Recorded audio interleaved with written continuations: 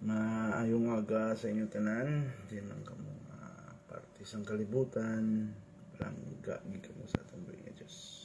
Tandai niyo gina, palangga gid kita. So kung may Biblia kamo, buksin niyo ini sa libro ni Juan 8:12, ang baldre. Nagsiling liwat si Jesus sa mga tao, ako ang suga sa mga tao sa kalibutan. Ang nagasunod sa akon, hindi na magakabuhi sa kadulom, kundi masanagan siya sang suga na nagahatag sang kabuhi. Makarelate yun nila sang bata pa ako no, na nangara ka sa bukid or sa uma, wala sang suga, sang una hindi uso suga. Damo ang bala mga tupad mo bala nila pag-api ganimi aswang na nasa mo.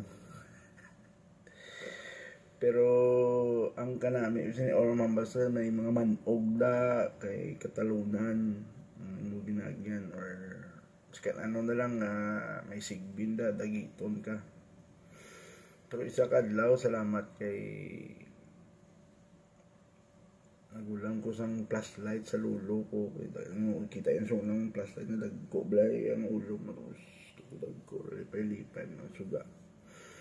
Mas kaya ano nga kahadlok mo na nga may ginhambal ang imo mga tupad na pero lalipay ka may suga.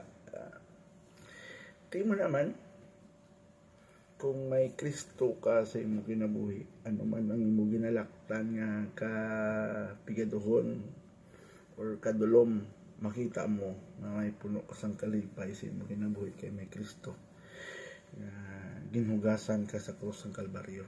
Kag ang suga, siya ang suga nga maghahatag sa aton. Wala na sang kadulom nga magabot. Yani tandai mga utod kung may Kristo ka sa imo kinabuhi, puno na sang kasanag. Kung sa una flashlight lang, lipay ka na, inipayhan hantod sa kanturan nga pag-sugaan ka sang kapawa sa atong buhi nga Dios sa atong kinabuhi. So kinanglantas ng Kristo sa kinabuhi ta. Di ka man nga parte sang kalibutan, tandai nga kinanglan sang kapawa ni Kristo sa aton kinabuhi. Mga muyo kita. Amay namon nga balaan sa langit, madamo gyud nga salamat sa imo paghatag sa imong bugtong anak sa amon. Nga ini nagdala sang kapawa sa among dalanon, kasiguraduhan na hindi na kami makanto sa dulom, kundi ang imo pulong magatuy-tuy sa amon sang puro sang kapawa. Salamat sa imong grasya, salamat sa imong himaya nga dala amon